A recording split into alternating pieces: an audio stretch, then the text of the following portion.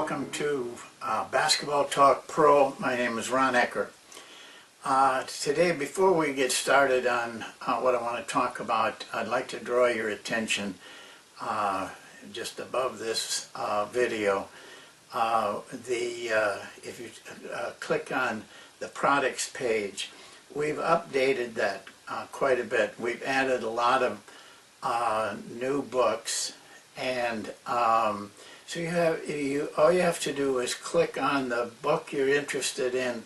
It'll take you to Amazon, and you can purchase the book there. But as I've pointed out, all of those books that are there, I've read. I think they're really substantial books. They're a good learning situation for coaches. But there's three of the books that I think I need to explain. The books, I have copies of two of the books. The third one I don't. But the first one is called Effortless Mastery. And the reason you're going to wonder why this is in there is that it's because it's a book about piano playing. Actually jazz pianist. But the theory behind his teaching method and the learning method is very similar to what we're attempting to do in basketball. The other book, the second book, is called The Inner Game of Tennis. This is a book written in the 70s that has stood the test of time. It's really about a teaching method and a freedom method, a method that allows for the participants to learn by themselves, something that we've been talking about. And the third book is about archery. It's called Zen and the Art of Archery. The book was written in the 30s, 1930s. It's a very in-depth look at a learning method. It uses archery as the vehicle for that learning method. But those three books, even though they're not basketball books, they show and explain the mechanics, very in-depth books, both of them, the mechanics of learning so that you can improvise and you can be instinctive.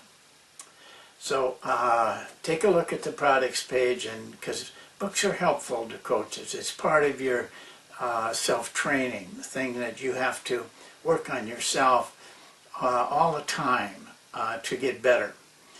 And then the subject today is entitled "Staying the Course." It's a statement that a lot of people use, but unfortunately, a lot of it is just lip service. They talk about it, but there is so many coaches that do not stay the course.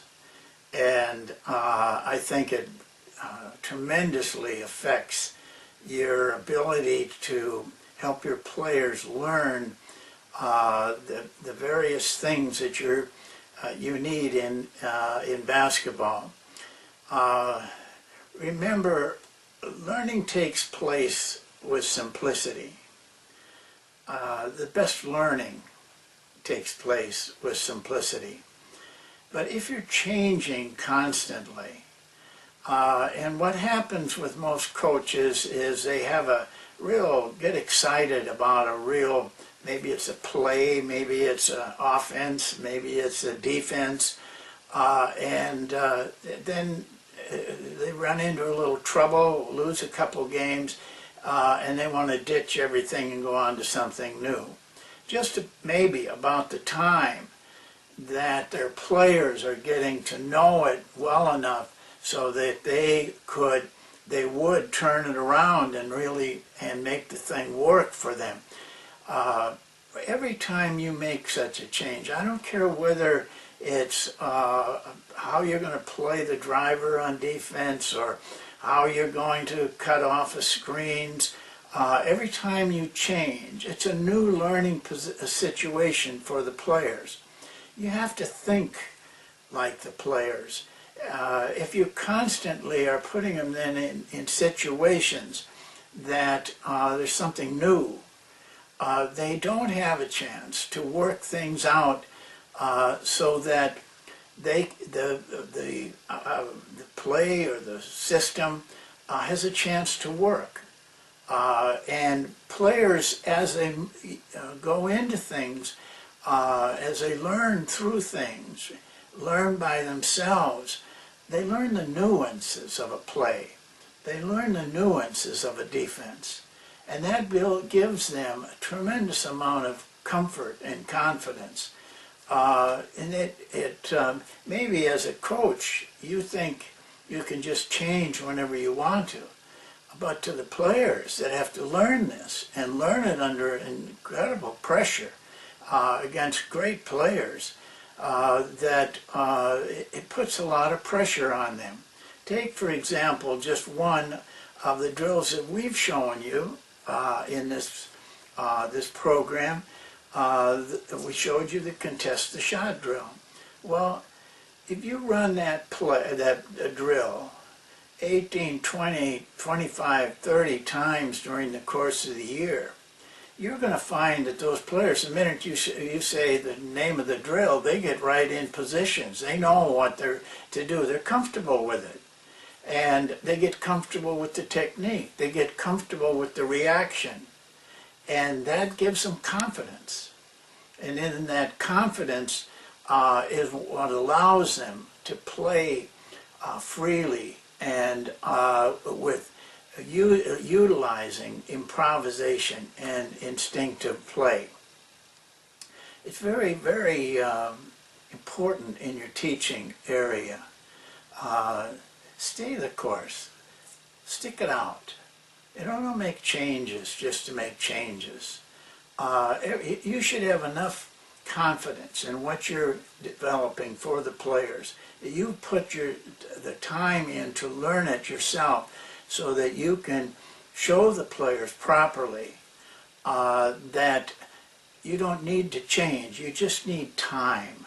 You need to do it more and resist making those changes. And you'll put less pressure on the players. I always talk about two coaches because I think in the basketball world, they're in our era, they're just the finest, and that's Jerry Sloan and Phil Jackson, and they exemplify what I'm talking about. Phil Jackson has run the triangle, which I don't think is a particularly complicated offense. I think it's very simple in fact, but he never varies from it.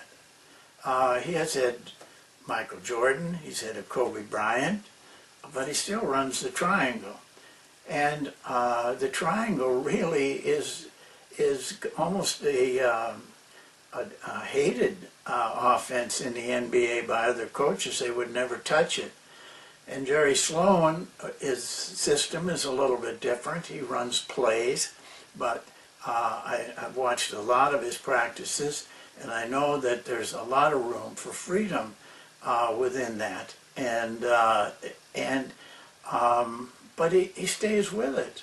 He's been doing it for years before he retired. But those two coaches, it's amazing to me that no one copies them. Two of the best offensive systems that I can think of in our era of being around basketball, and yet nobody copies it.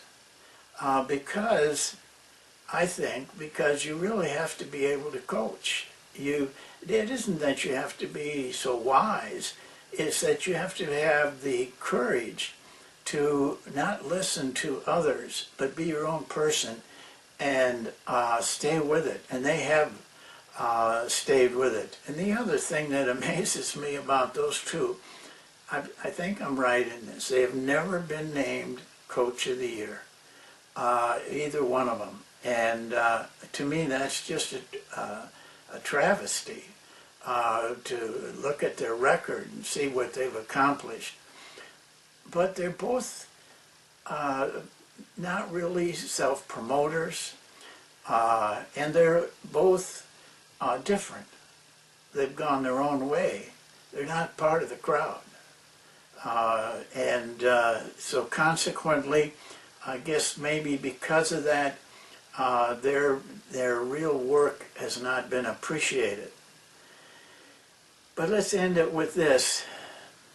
I would advise all of you to not give in to the panic that results in change.